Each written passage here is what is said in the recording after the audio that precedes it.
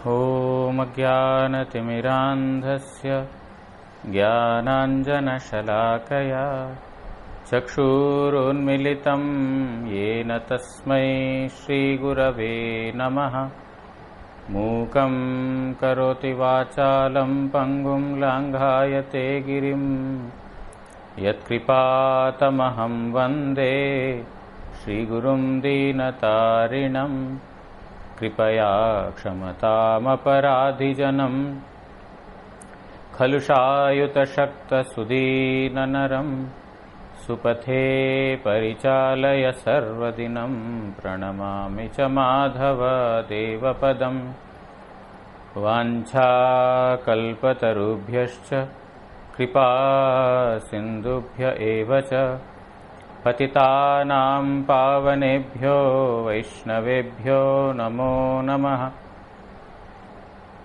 नमो महावदान्याय कृष्णप्रेमप्रदायते कृष्णाय कृष्णचैतन्य नाम्ने गौरत्विषे नमः।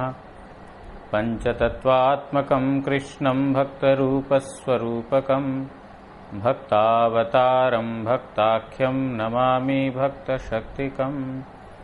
तप्तकाञ्चन गौरांगी राधे वृन्दावनेश्वरी वृषभानुसुते देवी प्रणमामि हरिप्रिये। हे कृष्ण करुणा सिन्धो दीनबन्धो जगत्पते गोपेश गोपिका कान्त राधा कान्त नमोऽस्तु ते। भुजे सव्यवेणुं शिरसि शिखिपिच्छं कटितटे दुकूलां नेत्रान्ते सहचरकटाक्षं विदधते।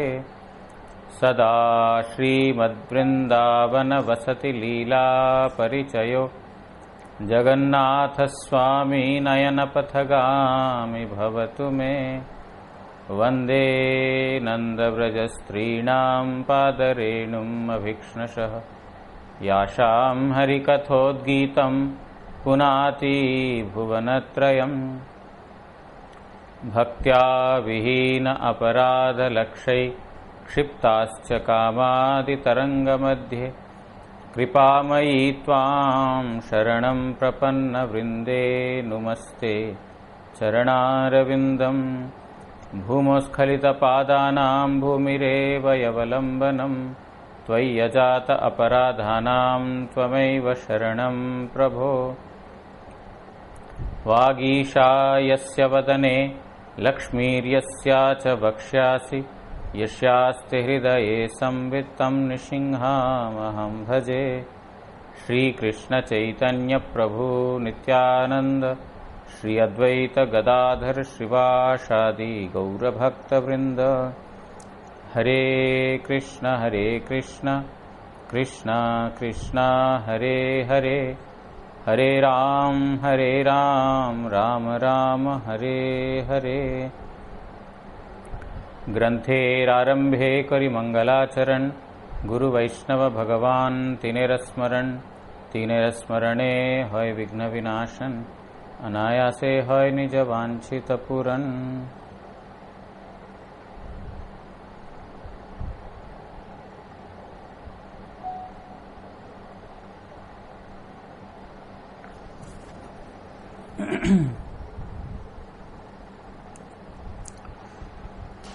हम लोग श्री चैतन्य चरितामृत आदि लीला सप्तम परिच्छेद से श्रवण कर रहे हैं।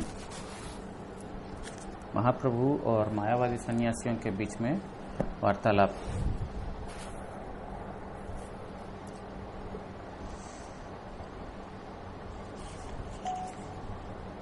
तो यहाँ पर बोल रहे हैं कि जो वेदव्यास मुनि का जो परिणामवाद है वो है शक्ति परिणामवाद। उसको जो है परिणाम होने से ब्रह्म में विकार को मानना पड़ेगा। इसकी वजह से जो है वो व्यासभ्रांत अवस्था में ऐसा हो सकता है। तो उस व्यासभ्रांत अवस्था को उसको व्यासभ्रांत अवस्था बोलते हुए उन्होंने उसका विवाद उठाया। कौन? शंकराचार्य ने। ये तो हो नहीं सकता, विवाद मतलब परिवर्तन तो परिणाम तो हो नहीं सकता ब्रह्म में। इस प्रकार उन्होंने उठा करके परिणामवादे ईश्वर हये न विकारी ऐतो कही विवर्तवाद स्थापना जे कोरी। बोल रहे हैं अगर परिणामवाद को हम मानते हैं, परिणामवाद को मानना मतलब ईश्वर को विकारी मानना पड़ेगा, मतलब विकृतशील। ईश्वर भगवान भी विकार होते हैं, उनके अंदर भी विकार होते हैं, इस प्रकार मानना पड़ेगा, क्योंकि सृष्टि के लिए या अन्य अन्य कार्यों के लिए विकार विकृत होना पड़ेगा। है तो कही विवर्तवाद स्थापना जे करी, इसकी वजह से उन्होंने विवर्तवाद को स्थापना किया, क्योंकि परिणाम हो नहीं सकता, लेकिन विवर्त मतलब ऐसा लगता है कि विकार है लेकिन विकार नहीं है। कल हमने इस प्रकार उदाहरण श्रवण किया था कि जो मिट्टी से तरह तरह का जो पात्र बनते हैं वो मिट्टी का ही विकार है, तो देखने के लिए लग सकता है सबका नाम अलग अलग है, ऐसा विकार हुआ, लेकिन वास्तविकता में तो सब मिट्टी ही है। तो इसीलिए ऐसा लगता है कि मिट्टी विकार हुआ है, लेकिन मिट्टी तो कोई विकार नहीं हुआ है, वही मिट्टी है, जीवों के जो है जीव के रूप में आया, और जो मिट्टी मतलब वो ब्रह्म, वही ब्रह्म है जो जीव के रूप में आया, और अविद्या से ढका हुआ रहने के कारण वो अपने आप को अलग अलग मानते हैं, मतलब कोई ब्राह्मण मानते हैं, कोई क्षत्रिय मानते हैं, कोई स्त्री, कोई पुरुष, कोई जानवर इत्यादि, लेकिन वास्तविकता में सब ब्रह्म है। अविद्या के कारण हम अपना अपना अलग अलग आइडेंटिटी को हम मानते हैं, लेकिन वास्तविकता में सब ब्रह्म है। इसीलिए इस प्रकार उन्होंने परिणामवाद को उन्होंने खंडन करके मतलब नहीं स्वीकार करके उन्होंने विवर्तवाद को स्थापित किया शंकराचार्य ने। वस्तुतः परिणामवाद से प्रमाण देहे आत्मबुद्धि है विवर्तेर स्थान। लेकिन महाप्रभु बोलते हैं देखिए वास्तविकता में परिणामवाद है वास्तव प्रमाण, क्योंकि परिणामवाद में यहां पर बोला जा रहा है परिणाम है शक्ति का परिणाम। अगर जो परिणामवाद को स्वीकार नहीं करेंगे, विवर्तवाद को लेंगे, तो फिर बोल रहे हैं देह में आत्मबुद्धि हो जाएगा। कैसे देह में आत्मबुद्धि हो जाएगा? क्योंकि वो बोल रहे हैं कि जीव भी ब्रह्म वस्तु है। जीव मतलब जो अभी वर्तमान जो अविद्या से आवरण के कारण वो अपने आप को अलग अलग पहचान दे रहे हैं, लेकिन वास्तविकता में वो सब ब्रह्म वस्तु है। तो जब भगवान इस जगत में अवतरित होते हैं तो वो भी उनका कहने का ये है, मतलब वो इस प्रकार कहते हैं कि वो भी साधारण मनुष्य के जैसा एक शरीर लेकर के आते हैं और दोबारा वो भगवान ये ब्रह्म में विलीन हो जाते हैं। तो वहां पर देह में आत्मबुद्धि होने का वहां पर डर है, दोष है, इसलिए बोल रहे हैं विवर्तेर देहे आत्मबुद्धि है विवर्तेर स्थान। अगर विवर्तवाद को लेंगे हम, शरीर में आत्मबुद्धि होने का चांस है कि मैं ब्रह्म हूं, अहम ब्रह्मास्मि, इस प्रकार होने का संभावना है। इसीलिए वास्तव में परिणामवाद ही वेदों का प्रमाण मानना पड़ेगा। हमने पहले श्रवण किया था यतो वा इमानि भूतानि जायन्ति, जहां से सारे प्राणी का उत्पत्ति है, जहां जिनके द्वारा सारे जीवों का इस जगत में पालन है, और जिनमें सब जीवों का फिर दोबारा विलीन है, वो है ब्रह्म, वो है ब्रह्म वस्तु। तो अगर यहां पर भगवान का शक्ति का परिणाम को स्वीकार नहीं करते हैं, या तो ब्रह्म विकारी हो गया, लेकिन ब्रह्म विकारशील तो मानते नहीं है वो लोग। ब्रह्म विकारशील नहीं है तो फिर आपको मानना पड़ेगा शक्ति का परिणाम, मतलब शक्ति विकृत हो रही है, ना कि भगवान ना कि ईश्वर या तो भगवान विकृत हो रहे हैं, और ना ही ब्रह्म विकृत हो रही है। ये विकृतशील है भगवान की शक्ति। इसलिए बोल रहे हैं कि वास्तव में जो परिणामवाद ही है प्रमाण, विवर्तवाद के द्वारा उसको स्थापना नहीं की जा सकती। अविचिंत शक्ति युक्त श्री भगवान इच्छाई जगत रूपे पाए परिणाम।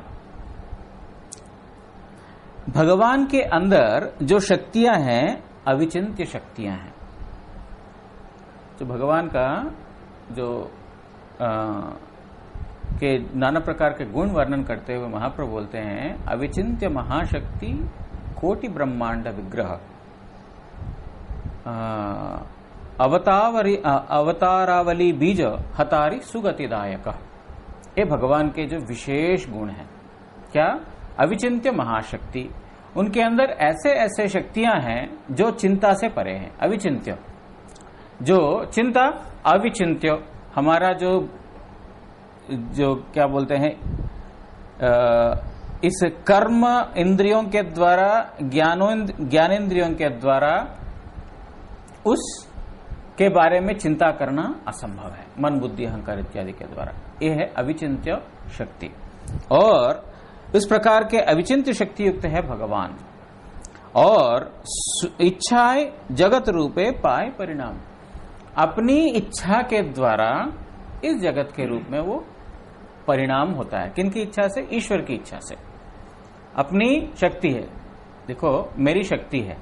अगर मैं उदाहरण के लिए इस बेड को या तो किसी वस्तु को इधर से उधर करना चाहता हूं या तो कहीं और से लेके आना चाहता हूं, ये मेरी शक्ति है, मेरे अधीन है, उसको मैं उस प्रकार परिणाम कर सकता हूं। जैसे एक और उदाहरण किया जा सकता है, जैसे पिता पुत्र का संतान का उत्पत्ति करता है, तो ये अपना शक्ति के द्वारा ही जो है एक पुत्र का उत्पत्ति है, मतलब उसमें परिणाम है। एक पिता का माता का जो है वहां पर परिणाम है। उस परिणाम से जो है मतलब वो तो विकार से जो है अब संतान उत्पत्ति। तो शक्ति हमारे पास है, उस शक्ति के हिसाब से मैं किस प्रकार अपनी इच्छा से जिस प्रकार करना चाहता हूं उस प्रकार। तो भगवान ने अपनी अविचिंत्य शक्तियों को अपनी इच्छा से जगत बनाया। कल या तो परसों हमने श्रवण किया था, जब ये जगत और जीव नहीं होते हैं तो फिर भगवान का ईश्वरत्व पूर्ण नहीं होता है। भगवान का ईश्वरत्व को पूर्ण करने के लिए भगवान के सीमित शक्तियां और असीमित शक्तियां, भगवान के असीम शक्ति भी है, सीमित शक्ति भी है। सीमित शक्ति के ऊपर भगवान का कर्तृत्व के कारण तो अपना ईश्वरत्व स्थापित होता है। जैसे उदाहरण के लिए उस दिन हमने श्रवण किया था, एक क्लास में सारे टीचर ही टीचर हैं, कोई विद्यार्थी नहीं है, तो किस बात का टीचर बोला जाएगा उसको? एक राज्य में केवल मात्र जो है प्रजा ही प्रजा है, सॉरी राजा ही राजा है, कोई प्रजा ही नहीं है, तो किस बात का उसको राजा क्यों कहला जाएगा? राजा तभी कहला जाएगा तब प्रजा है, उसको सेवा करने वाले नौकर चाकर इत्यादि है। इसीलिए यहां पर बोलते हैं कि भगवान का ईश्वरत्व को की पूर्णता को प्रदर्शित करने के लिए जो उनके जो सबऑर्डिनेट्स, उनके जो अधीन जो जीव शक्ति, उनका भी अस्तित्व आवश्यक है। इसीलिए भगवान अपनी इच्छा के द्वारा ये जगत सृष्टि की। तो यहां पर वही बोल रहे हैं कि भगवान का की अविचिंत्य शक्ति है, उस अविचिंत्य शक्ति के द्वारा भगवान इच्छा से जो है इस जगत रूप में परिगणित किया, मतलब उसको परिणाम किया। तथापि अविचिंत्य शक्ति होय अविकारी प्राकृत चिंतामणि ताहे दृष्टांत धरी। भगवान का यहां पर बताया गया अविचिंत्य शक्ति है। अविचिंत्य शक्ति मतलब क्या है? चिंता नहीं कर सकते। अविचिंत्य शक्ति का मतलब ही उसको चिंता नहीं कर सकते। बोल रहे हैं क्योंकि ये भगवान का अविचिंत्य शक्ति है, वो अविचिंत्य शक्ति के कारण वो अविकारी ही रहते हैं, मतलब विकृतशील नहीं है। यद्यपि परिणाम अविचिंत्य शक्ति के द्वारा उन्होंने इस जगत को परिणाम रूप में सृष्टि की, लेकिन वही अविचिंत्य शक्ति है जिसके कारण वो अविकारी रहते हैं, वो अभी भी विकृतशील नहीं होते हैं। तो हम लोगों को तो ऐसा समझ में नहीं आएगा, इसलिए बोल रहे हैं एक इस प्राकृत जगत का एक उदाहरण में बताता हूं। इस प्रकार बोल रहे हैं, एक उदाहरण है, उस उदाहरण के द्वारा हमको ये बात समझ में आएगा। क्या है? नाना रत्न राशि होय चिंतामणि होइते तथापि हो मणि रहे स्वरूपे अविकृते। बोल रहे हैं कि चिंतामणि, इस जगत में एक चिंतामणि है, उस चिंतामणि के द्वारा जिस वस्तु को उसको स्पर्श करते हैं वो उससे नाना प्रकार का रत्न उसका निर्माण हो जाता है चिंता करने मात्र से या स्पर्श करने से उसको स्पर्शमणि बोलते हैं। चिंतामणि ऐसा है जिसको चिंता करने से, मतलब मेरे को रत्न चाहिए या जो भी चाहिए, उसके करने मात्र से वो प्रकट हो जाता है। तथापि हो मणि रहे स्वरूपे अविकृत है, किंतु मणि अपने आप में बिना कोई विकार का रह जाता है। ऐसा नहीं कि जो मणि इत्यादि आने के बाद चिंतामणि जो है विकारशील हो गया, ऐसा तो नहीं है ना। उसका कोई टुकड़ा चला गया, या तो वो उसका शेप बदल गया, या तो उसका वॉल्यूम कम हो गया, ऐसा तो नहीं है उसका, है ना। बोल रहे हैं प्राकृत इस जगत में भी एक जिस प्रकार उदाहरण है, चिंतामणि चिंता करने मात्र से जो नाना प्रकार का रत्न इत्यादि का ये कर देता है, सृष्टि कर देता है, वो वस्तुतः उसमें कोई विकार नहीं होता है। उसी प्रकार भगवान भी अपने अविचिंत्य शक्ति के द्वारा यद्यपि इस जगत का निर्माण करते हैं, जीवों का निर्माण करते हैं, प्रकृति का निर्माण होता है, अपना जो जगत है उसका भी निर्माण होता है, इतना कुछ होने के बावजूद भी वो स्वयं अविकृतशील, अविकारशील, विकार उनमें नहीं होता है। प्राकृत वस्तुते यदि अविचिंत्य शक्ति होय, ईश्वरेर अविचिंत्य शक्ति इथे की विस्मय। बोल रहे हैं ऐसा एक साधारण प्राकृत वस्तु में इस प्रकार का अविचिंत्य शक्ति हो सकता है, जो हमारे चिंतन से ऊपर वाला शक्ति हो सकता है, तो फिर भगवान में ऐसा शक्ति है, इसको मानने में क्या प्रॉब्लम है। जो प्राकृतिक जगत का एक साधारण एक पत्थर में इस प्रकार का कोई गुण है, तो फिर भगवान का इसमें है, इसमें क्या संशय है, इस प्रकार बोल रहे हैं। तो यहां पर महाप्रभु यही बात बोल रहे हैं। ये क्या यार, कोई इंटरनेट काम नहीं करता है, कोई इंटरनेट काम नहीं करता है।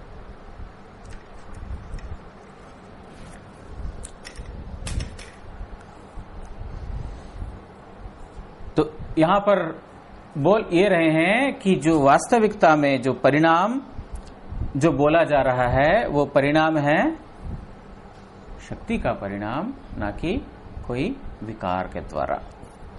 तो भक्तिविनोद ठाकुर जी इन सब श्लोकों का अमृत प्रवाह भाष्य में इस प्रकार लिखते हैं, ताकि हमको और थोड़ा अच्छे से समझ में आ जाए।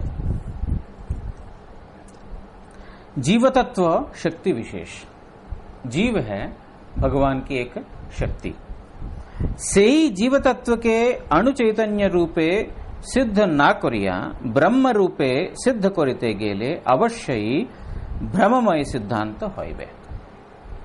बोल रहे हैं वो ईश्वर, वो जीव जो अणुचैतन्य है, उस अणुचैतन्य को ब्रह्म के साथ तुलना करने से तो क्या होगा, उससे निश्चित रूप से ब्रह्ममय सिद्धांत का ही उत्पत्ति होगा।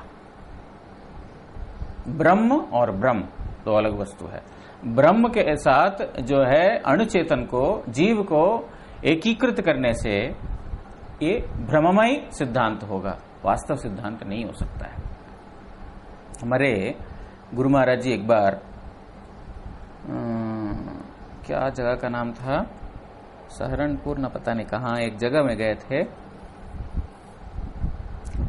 वहां पर प्रचार के लिए गए थे। तो फिर हमारा परम गुरु जी ने बोला था कि देखो अभी हमारा वृंदावन में स्थान मिल गया, वृंदावन में स्थान मिला था, जो जहां पर मथुरा रोड में हमारा मठ है वर्तमान, स्थान मिला। तो देखो वहां पर हमको मंदिर का निर्माण करने के लिए पैसों की जरूरत है, तो अभी यहाँ पर तो दिन भर तो खाली है। तो फिर गुरु जी को बुलाया, तुम जाकर के थोड़ा भिक्षा वगैरह, यहाँ पर जो धनी लोग वगैरह हैं, तो बोल देना वृंदावन में हम मंदिर निर्माण कर रहे हैं, उनके लिए कुछ सेवा देना दे सकते हैं। तो उनको मालूम पड़ा एक वहां पर एक सेठानी है, तो जिनके पास बहुत पैसा है, तो परम गुरुजी ने गुरुजी को बोला था तुम वहां जा सकते हो? बोलते हाँ जा सकते हैं, लेकिन मेरे को तो घर मालूम नहीं है कहाँ पर किसका है। गुरुजी बोलते थे हमको तो घूमने का आदत नहीं है, एक जगह बैठ गया तो बैठ गया, लेकिन ऐसे घूमने का आदत नहीं है। लेकिन उस समय मेरे ख्याल गुरुजी बोलते थे, एक विजय कृष्ण प्रभु थे, उनका नाम शायद विजय कृष्ण ही है, एक विजय कृष्ण ब्रह्मचारी थे, उनका आदत है बड़ा घूमने का। जहां जाते हैं वो पहले बाहर लोगों के साथ मिलजुल करके दोस्ती वस्ती करके आते हैं। तो विजय कृष्ण प्रभु को बोलते हैं हाँ हाँ मैं तो जानता हूँ, वो वहां उस घर उस गली में इस नंबर मकान में वो रहती है, ये है वो है करके। तो गुरुजी ने परम गुरुजी ने बोला तुम उसके साथ चले जाओ, जाकर के थोड़ा भिक्षा मांग करके आओ। ठीक है, गुरुजी चले गए। जब गुरुजी वहां पर चले गए वो प्रभु जी के साथ, तो माता जी आई, दरवाजा बेल बजाया तो फिर माता जी आए, माता जी खोले तो अंदर गए। तो गुरुजी बोलते हैं, ऐसा थोड़ा इंट्रोडक्शन दिया, हम श्री चैतन्य गौड़ी मठ से आए हैं, हम महाप्रभु के संप्रदाय के हैं, राधा कृष्ण के उपासना हम करते हैं, राधा कृष्ण की आराधना हम करते हैं।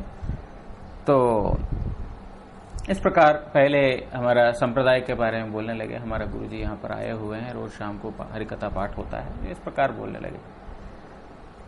तो गुरुजी बोलते हैं मैं बोल रहा था, वो सुन रही थी, माता जी सुन रही, थोड़ी देर के बाद बोलती है सब मिथ्या है, सब मिथ्या है, केवल मात्र ब्रह्म ही सत्य है, केवल मात्र ब्रह्म ही सत्य है। तो गुरुजी बोलते हैं, समझाने की कोशिश करते हैं, देखिए जीव का अपना अस्तित्व है, जीव भगवान के नित्य दास है, और जो है वास्तविकता में हम अभी उसको भूल जाने के कारण जो है हम इस प्रकार अवस्था में, लेकिन हम वास्तविकता में कृष्ण के नित्य सेवक हैं। बोलते वो कृष्ण भी आया यहाँ पर इस जगत में, तो एक क्या बोलते हैं अति मानव है वो, फिर दोबारा अपना वो कृष्ण भी तो मर गया, मर करके दोबारा ब्रह्म में विलीन हो गया। इसलिए यहाँ पर सब कुछ मिथ्या है, सब कुछ मिथ्या है, केवल मात्र ब्रह्म ही सत्य है। गुरुजी बोलते हैं कि मैं जितना भी समझाऊं, वो माता जी बार बार मतलब मैं सुनती है 10 मिनट 15 मिनट, फिर एक ही बात से सब कुछ बोल देती है कि जगत मिथ्या है, पूरा जगत ही मिथ्या है, कुछ भी सत्य नहीं है, वो केवल मात्र ब्रह्म ही सत्य है। गुरुजी बोलते हैं मैंने सीट से खड़ा हो गया और बोलते हैं कि माता जी जगत मिथ्या है? तो हाँ जगत पूरा मिथ्या है। तो जगत में आप हैं, आप भी तो मिथ्या है, तो आप मिथ्या है तो आपके बात भी तो मिथ्या है, आप जो बोल रहे हो वो भी मिथ्या है, मैं चलता हूं यहां से। है ना, जब बोलते हैं सब मिथ्या है तो फिर जगत मिथ्या है, जगत के अंदर जीव मिथ्या है, तो जीव जो मतलब जो आप बोल रहे हो वो भी तो मिथ्या है, चल जाता हूं। तो वहां पर वो बोलते हैं, विजय कृष्ण प्रभु बोलते हैं नहीं गुस्सा नहीं करना, इनसे जो है बहुत धन है उनके पास, वो पैसा देंगे। बोलते कोई जरूरत नहीं उनको। जो व्यक्ति नहीं मानेगा इस बात को, एक ही बात जो मतलब सामने वाला मानने के लिए रेडी नहीं है कि सब मिथ्या है, सब मिथ्या, सब मिथ्या, तो आप जगत के अंतर्गत है तो फिर आपकी बात भी मिथ्या है, झूठ है। इस प्रकार गुरुजी बोल करके उठ गए। कहने का तात्पर्य यह है कि अगर मायावादी सिद्धांत इस प्रकार है तो फिर वो अपना बात ही झूठा हो गया उनका। हमारा एक और उदाहरण गुरुजी बोलते थे, वो किनके आश्रम में जाते हैं, नाम याद नहीं आ रहा, तो उन्होंने बोला कि जीव जो है सब मिथ्या है, अविद्या के कारण अपने आप को जीव मानता है, लेकिन वास्तविकता में सब ब्रह्म है, निर्विकार है, निर्विशेष है। तो गुरुजी ने ऊपर देखा, उनका गुरुजी का फोटो टांगा हुआ है, जो मायावादी संप्रदाय का जो अपना गुरुजी है उनका फोटो टांगा हुआ। तो बोले कि सब कुछ मिथ्या है, सब अनित्य है, निर्विकार है, किसी का भी आकार नहीं है, निराकार है, आकार नहीं है, तो आपका गुरु का भी तो कोई आकार नहीं है। आपने शिक्षा कहां से सीखा? उनका भी कोई आकार नहीं है। आकार नहीं है तो फिर वहां फोटो क्यों रखा है आपने? तो वो तो माया है। आप भी तो बोलते हो गुरु का शरीर माया है, सब कुछ माया है, तो आपका गुरु का भी शरीर तो माया है, उसको क्यों रखे हो? यहां से हटा दो। तो जब हमने बोला वो तो चुप रह गया और कुछ बोल नहीं सका। मतलब वो एक सिद्धांत तो है निश्चय, लेकिन कोई कोई जगह ऐसे जो वीक पॉइंट्स हैं जो उसको समझ नहीं पाते हैं। इसलिए बोल रहे हैं, जो अगर कोई व्यक्ति परिणामवाद को स्वीकार नहीं करेगा, विवर्तवाद के ऊपर खड़ा रहेगा, तो फिर ये शास्त्र का जो वास्तव जो प्रमाण इत्यादि वहां पर बताया गया है, उन सब चीजों का वहां पर भूल अंडरस्टैंडिंग होगा।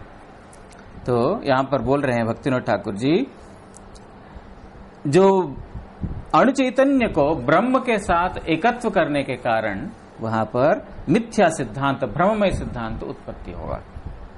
श्री शंकराचार्य ईश्वर आज्ञा क्रमे ईश्वरत्व आच्छादन करिबार अभिप्राये जीव तत्वेर सहित परतत्वेर ऐक्य स्थापन पूर्वक ब्रह्ममय सिद्धांत प्रचार करिया छे। जो शंकराचार्य, जो शंकर जी का जो अवतार हैं, वो शंकराचार्य ने ईश्वर के जो इच्छा से, भगवान की इच्छा से उन्होंने इस प्रकार का एक सिद्धांत स्थापना की। इसमें भगवान की इच्छा थी।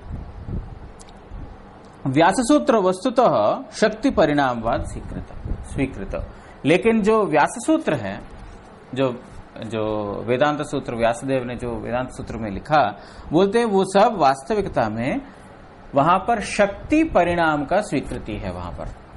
ठीक है, आप लोगों को अभी शक्ति परिणामवाद विवर्तवाद का थोड़ा समझ में आया? तो ठीक है, तो वहां पर बोल रहे हैं कि वेदव्यास जी ने जो वेदांत सूत्र लिखा है, वास्तविकता में वो शक्ति परिणामवाद वहां पर स्वीकार किया हुआ है, ना कि भगवान का विकार। बहुत फर्क है। भगवान विकारशील है ये बोलना, भगवान का शक्ति विकृतशील है उसमें, है ना।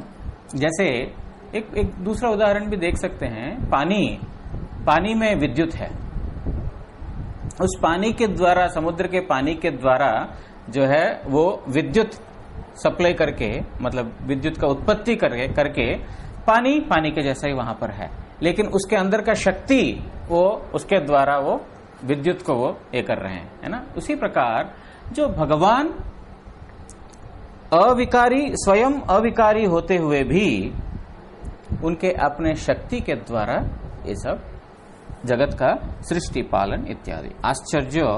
आचार्य परिणामवादे ईश्वर के विकारी बोलते হয় এই বিতর্ক উঠাইয়া परिणामवाद मानिले व्यास के भ्रांत बोलिया स्वीकार करिते हইবে এই যুক্তি মনে করিয়া विवर्तवाद स्थापन करियाছেন।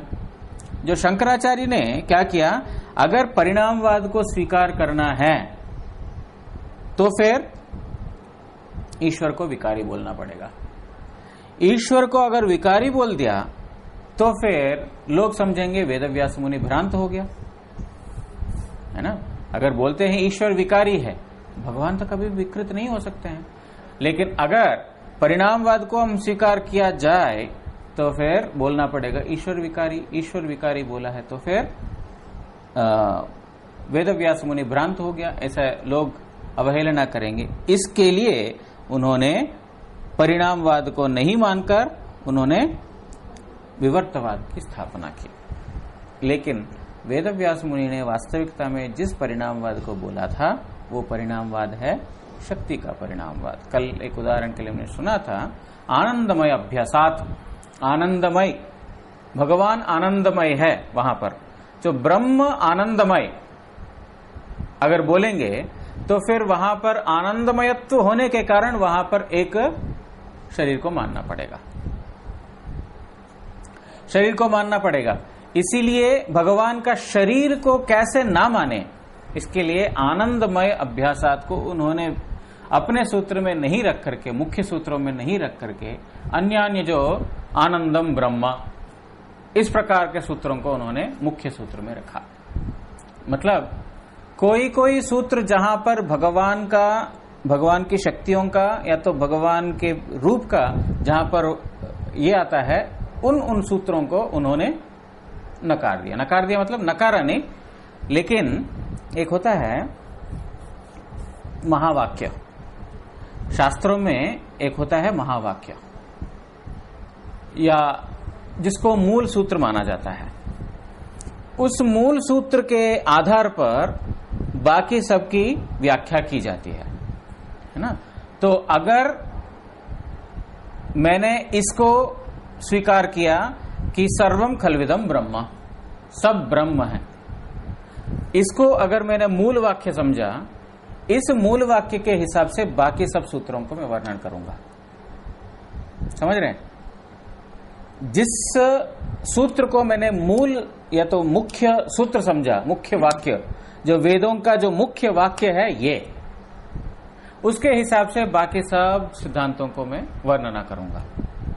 तो वहां पर शंकराचार्य ने ऐसा ऐसा जो सूत्रों को उन्होंने चुना महावाक्य के रूप में, जिसके द्वारा ब्रह्म ही सब कुछ है, यह सब ब्रह्ममय है, इस प्रकार का एक अर्थ निकलता है। लेकिन वैष्णव सिद्धांत में इस प्रकार है, जो शंकराचार्य ने बोला भगवान अविकारी है, भगवान ये ब्रह्म जो है निराकार है, निशक्तिक है, निष्क्रियक है, इत्यादि इत्यादि, वो जो भी बोलते हैं, वैष्णव सिद्धांत के हिसाब से विशेष रूप से चैतन्य महाप्रभु के सिद्धांत, जहां पर अचिंत्य भेद और अभेद तत्व, उस अचिंत्य भेद और अभेद तत्व के हिसाब से भगवान को आकार है ये भी मानते हैं, भगवान को आकार नहीं है ये भी मानते हैं। क्योंकि अगर वस्तु का एक पक्ष को हमने माना तो द्वितीय पक्ष उनके अंदर नहीं होने के कारण उनके अंदर अपूर्णता होने का चांसेस है ना। अगर मैं बोल दूं भगवान का रूप है और भगवान का, या तो भगवान के शक्ति है, क्या बोलते हैं, असीमित शक्ति है, जिस समय मैंने बोला भगवान की शक्ति असीम है, तो फिर उनके अंदर ससीम शक्तियां नहीं है। तो उनके अंदर ससीम शक्तियां नहीं होने के कारण उसका उस प्रकार का अभाव रह जाता है। उसी प्रकार भगवान का रूप को हम मानेंगे और भगवान का रूप नहीं है इस बात को नहीं मानेंगे, तो फिर एक वस्तु भगवान में नहीं है ना, वो नहीं होने के कारण भी उनका पूर्णता में हानि है। समझ में आ रहा है कि नहीं? समझ में आ रहा है? एक नहीं होने के कारण भी वो पूर्णता का हानि है ना। मतलब जो हमारे बुद्धि में जो विचार आ सकता है वो सारे उनके अंतर्गत है। वो अगर उनके अंदर नहीं है वो हमारे बुद्धि के अंदर आ ही नहीं सकता है। नहीं है हमारे बुद्धि में दोनों है, भगवान के अंदर दोनों है। अन्यथा हमारे विचार में एक ऐसा चीज है जो भगवान में नहीं है, तो भगवान से हम श्रेष्ठ हो गए। इसीलिए विशेष रूप से अचिंत्य भेदाभेद तत्व के हिसाब से जो हमारे मनोकल्पना में आ सकता है वो भगवान के अंतर्गत नहीं है, ऐसा नहीं हो सकता है। जो विवर्त सिद्धांत को उन्होंने बनाया शंकराचार्य ने, भूल यह है कि भगवान का रूप नहीं है, ऐसा उन्होंने पूरा बोल दिया। लेकिन ऐसा भी नहीं है भगवान का रूप नहीं है, ऐसा भी नहीं बोल सकते। इसलिए हम जो क्या बोलते हैं कार्तिक व्रत में जो पढ़ते हैं अरूपाय उरुरूपाय, वहां पर गजेंद्र वहां पर बोलते हैं अरूपाय उरुरूपाय, भगवान का कोई रूप नहीं है, रूप नहीं है ना, लेकिन उरुरूप है, बहुत प्रकार के रूप है। वही वहां पर कॉन्ट्रडिक्शन है। इसीलिए बोलते हैं भगवान के अंदर ऐसा शक्तियां हैं जो कॉन्ट्रडिक्टरी है। भगवान एक ही समय में विभू है ना, भगवान के 3 प्रकार के रूप है। एक विभू के रूप, ब्रह्म के रूप में विभू है। अणु जो परमात्मा के रूप में अणु है। और तीसरा है क्या बोलते हैं उसको, विभू, अणु और मध्यम, मध्यम है भगवान का अपना स्वरूप। जब विभू बोल दिया उसका कोई परिणाम नहीं बोल सकते हो, सॉरी परिमाण, उसका कोई परिमाण, उसका कोई हिसाब नहीं बोल सकते, उसका लेंथ इतना है, इसका ब्रेड्थ इतना है, इसका डेप्थ इतना है। विभू मतलब आपके परिमाण के बाहर है वो। फिर अणु, अणु बोला तो भी आपका परिमाण के बाहर है। मतलब अगर आप भगवान को बोल दें विभू है, अच्छा वो छोटा नहीं बन सकते हैं, तब तो कैसे भगवान है ना, वो अणु भी है। अणु मतलब उसका मेजरमेंट पता नहीं। जो आत्मा है, बाल का अग्रभाग का जो 10,000वां हिस्सा है, उसका कोई परिमाण है? चलो मान लेते कि उसका कोई परिमाण भी है, लेकिन उससे भी सूक्ष्म है परमात्मा, मतलब अणु। कोई भी जगत का कोई भी इंस्ट्रूमेंट के द्वारा उसको नहीं देख सकते। अब बाल के अग्रभाग को 10,000 हिस्सा करना, मतलब साइंटिस्ट का जो है बाप का बाप भी आविर्भूत हो जाए, संभव नहीं होगा। वो कितना भी जो है बीत जाए, कितना भी प्रोग्रेस हो जाए, कोई नहीं कर पाएगा। तो उनका विभुत्व है, अणुत्व भी है। अच्छा, विभुत्व है, अणुत्व है, तो फिर अगर उनके अंदर मध्यत्व नहीं है तो भी वो इनकम्प्लीट है? नहीं, वो मध्यत्व भी है। वो शरीर, जब श्री कृष्ण छोटा सा बालक बना, उसको नाप सकते हैं। जैसे यशोदा मैया ने कमर बांधने के लिए, लाला का कितना बड़ा कमर है, इतना ही तो है, लेके आई, लेकिन छोटा पड़ गया, फिर लेके आए, फिर छोटा पड़ गया। मतलब वहां पर नाप है, लेकिन इस लीला के द्वारा भगवान यही बता रहे हैं। गुरुजी अक्सर बोला करते थे, सीमार मध्य असीम तुम्ही, जो रविंद्रनाथ ठाकुर का जो गीति है, सीमार मध्य असीम तुम्ही, तुम देखने के लिए सीमित लगते हो लेकिन असीम हो। तो इस प्रकार भगवान के जो विरोधाभासात्मक गुण उनके अंदर है। जैसे 2 दिन पहले हमने श्रवण किया था अपाणिपादौ, जब अनोग्रही था, बोलते हैं उसका कोई हाथ नहीं है, का कोई पैर नहीं है, लेकिन चलता है, स्वीकार करता है। अब पैर नहीं है तो चलता कैसा है? इसको बोलते हैं विरोधाभासात्मक।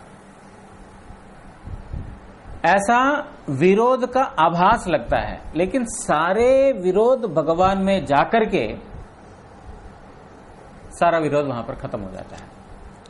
ऐसा कुछ नहीं है, वो नहीं कर सकते हैं, इसलिए सारे विरोध वहां पर खत्म हो जाते हैं। पश्यति अचक्षु, उनके कान नहीं है, उनके आंख नहीं है, लेकिन देखते हैं सब कुछ। कैसे संभव? तो इसीलिए यहां पर वैष्णव सिद्धांत के अनुसार ऐसा कोई भी वस्तु नहीं है जो भगवान के अंतर्गत नहीं है, लेकिन हमारा बुद्धि के अंदर है। भगवान के रूप भी है, लेकिन भगवान का रूप भी नहीं है। कैसा रूप नहीं है? जागतिक रूप नहीं है। कैसा रूप है? चिन्मय रूप है। दोनों ही सही है। भगवान का रूप नहीं है, सही है। भगवान के गुण नहीं है, सही है। जो शंकर सिद्धांत है, भगवान के गुण नहीं है, भगवान के रूप नहीं है, सही है, वो कोई भूल नहीं है। लेकिन वहां पर उन्होंने गुण नहीं है को गुण नहीं है ही माना। वैष्णव लोग गुण नहीं है मतलब जागतिक गुण नहीं है। ये दोनों के बीच में ये फर्क। तो ये उन्होंने परिणामवाद को स्वीकार नहीं करके, वेदव्यास जी जो है भ्रांत इस प्रकार बोलना पड़ेगा अगर परिणाम है तो, इसीलिए उन्होंने विवर्तवाद का स्थापना किया। ब्रह्मसूत्रेर द्वितीय अध्यायेर प्रथम पादे तद अनन्यत्वम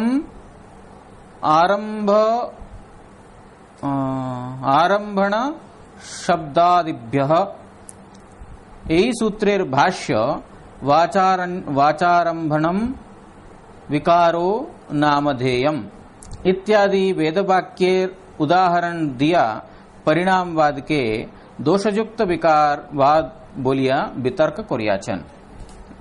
तो यहां पर वाचारंभणम विकारो नामधेयः,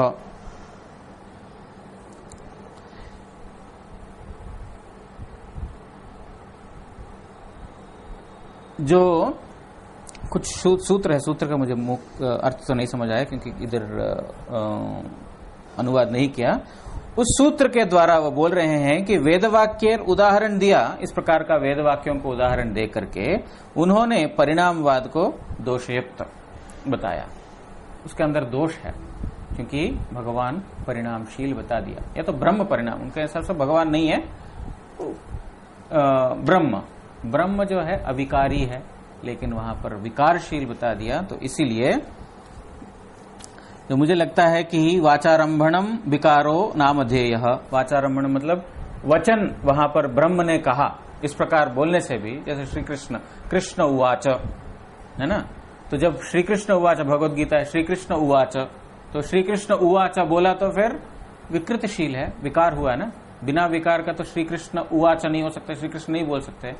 हमारे अंदर कुछ विकार समझते हैं ना, विकार समझते हैं आप लोग, तो विकार समझते हैं। जो कोई एक हमारे अंदर भाई इत्यादि ये सब विकार होते हैं। भाई या तो मोह या दुख, शोक इत्यादि, ये सारे जो है ये विकार के अंतर्गत होते हैं, है ना। तो यहां पर भगवान उवाच, भगवान ने बोला, मतलब भगवान भी विकार युक्त हो गए, भगवान भी विकार युक्त हो गए। इसलिए जहां पर वचन की बात आ गया, बोलने की बात आ गया, वहां पर उनको बोलना पड़ेगा, परिणामवाद को स्वीकार करना पड़ेगा। तो वहां पर परिणाम दोष वहां पर बता दिया। प्रकृत प्रस्तावे ब्रह्म सूत्रे ईश्वरेर इच्छा मात्रताहार अविचिन्त्य शक्तिर कार्य विकार रूपे एरूप परिणामवाद प्रदर्शित होइयाचे। लेकिन वास्तविकता में ब्रह्म सूत्रों में जो परिणाम के बारे में बोला जा रहा है वो है भगवान की शक्ति का परिणाम के बारे में बोला जा रहा है। कल एक उदाहरण के द्वारा हमने समझने का कोशिश किया था कि मिट्टी जिस प्रकार विकृत होकर के अलग अलग पात्र बनता है, लेकिन वास्तविकता में विकार नहीं हुआ है, वो मिट्टी ही है, मिट्टी का अलग अलग रूप है, लेकिन वो मिट्टी ही है। इस प्रकार वो लोग जो है मायावादी लोग उदाहरण दे करके बोलते हैं, वो तुमको प्लेट लग रहा है लेकिन मिट्टी है, मैं तो मिट्टी देख रहा हूं उसको, तुम उसको प्लेट देख रहे हो, तुम ग्लास देख रहे हो, तुम घड़ा देख रहे हो, लेकिन मैं तो मिट्टी देख रहा हूं। वो अविद्या के कारण लगता है कि वो प्लेट है, इस प्रकार। लेकिन वेदव्यास मुनि का जो या ब्रह्म सूत्रों में जो शक्ति परिणाम का इस प्रकार है, जो मिट्टी जो नाना प्रकार का विकार हुआ है वो भगवान की शक्ति है, शक्ति के द्वारा परिणाम युक्त है, लेकिन भगवान स्वयं परिणाम युक्त नहीं है। इस प्रकार बोल रहे हैं कि अपनी इच्छा से ईश्वर विकृत हो सकते हैं, लेकिन अपनी इच्छा जहां पर बोल दिया, भगवान की इच्छा जब बोला, तो फिर भगवान का विकार मानना पड़ेगा, भगवान का सशरीर मानना पड़ेगा, उनका शरीर मानना पड़ेगा, तो वहां पर इच्छा ही नहीं हो सकता है ईश्वर, ये विवर्तवाद के हिसाब से। परिणामे लक्षण ए स तत्वतो अन्यथा बुद्धि विकार इत्यादाहृतः একটি সত্যতত্ত্ব হইতে অন্য একটি সত্যতত্ত্বের উদয় হইলে তাহাতে अन्य वस्तु बोलिया जे बुद्धि ताहाई विकार अर्थात परिणाम। एक बता रहे हैं यहां पर परिणाम का लक्षण क्या है। एक सत्य वस्तु से और एक सत्य वस्तु का निर्माण हुआ है, एक सत्य वस्तु से एक और सत्य वस्तु का निर्माण हुआ है, तो ताहते अन्य वस्तु बोलिया जे बुद्धि उहाई विकार। जो मुख्य वस्तु से दूसरा वस्तु अलग है, इस प्रकार भावना ही बोल रहे हैं परिणाम या विकार। उदाहरण के लिए पुत्र पिता से उत्पन्न है, पिता एक मान लेते हैं एक फैक्ट है, पुत्र एक फैक्ट है, या पुत्र एक नित्य वस्तु है और पिता एक नित्य वस्तु है। पिता से पुत्र का उत्पत्ति, अगर पुत्र को पिता से अलग समझा, पुत्र को अगर पिता से अलग समझा, तो फिर वहां पर पिता विकृतशील मानना पड़ेगा, उसी को विकार बोला जाता है। एक वस्तु से दूसरा वस्तु का उत्पत्ति हुआ है और दूसरा वस्तु का जो है मुख्य वस्तु से, जिस वस्तु से उत्पत्ति है उससे अलग है, तो विकार मानना पड़ेगा। विवर्तवाद के हिसाब से ब्रह्म से जीव उत्पन्न है। अगर जीव ब्रह्म से अलग बोला तो फिर ब्रह्म विकारी हो गया। इसीलिए ब्रह्म विकारी हो नहीं सकता, इसलिए जीव का अस्तित्व नहीं है। ब्रह्म सत्य, जगत मिथ्या। जगत है पूर्ण, जगत है मिथ्या। अगर उसको सत्य मानेंगे, है ना, जीव को सत्य मानेंगे या इस जगत को सत्य मानेंगे, तो फिर ब्रह्म विकारी हो गया। उस ब्रह्म का विकार को नहीं स्वीकार करना चाहा, इसके कारण जो है उन्होंने बोला जगत ही मिथ्या है। तो ये इस प्रकार और भी है, इसको थोड़ा समझाने के लिए टाइम लगता है, इसलिए हिंदी के बात होता ना क्या? हाँ, हिंदी का बात होता है महाराज जी। तो बंगाली घुस गया। वो बंगाली हिंदी सीख रहा है। अरे पिता चैतन्य चरितामृत এটা বাংলাতে।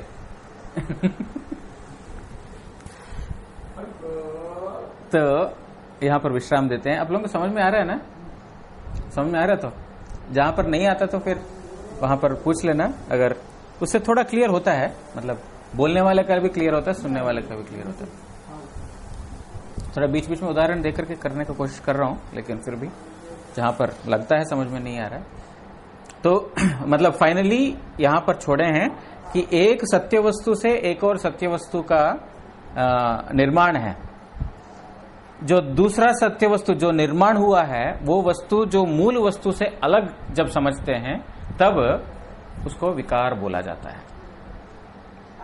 इसीलिए शंकर संप्रदाय में जीव का अस्तित्व को उन्होंने बोल दिया कि अविद्या का कारण है ना। मिट्टी से पात्र, है ना, मिट्टी, पात्र मिट्टी ही है, मिट्टी से अलग नहीं है, नहीं तो परिणाम को मानना पड़ेगा। इस प्रकार वांछा कल्पतरुभ्यश्च कृपा सिंधुभ्य एव च पतितानां पावनेभ्यो वैष्णवेभ्यो नमो नमः। जय श्री चैतन्य चरितामृत की जय, श्री कृष्णदास कविराज गोस्वामी प्रभु की जय, श्री शिला भक्तिविनोद ठाकुर महाशय की जय, श्री शिला भक्ति सिद्धांत सरस्वती गोस्वामी ठाकुर प्रभुपाद की जय, परमारत्तम श्री परम गुरु महाराज की जय, परमारत्तम श्री गुरु महाराज की जय। गौर प्रेमानंदे हरि हरि बोल।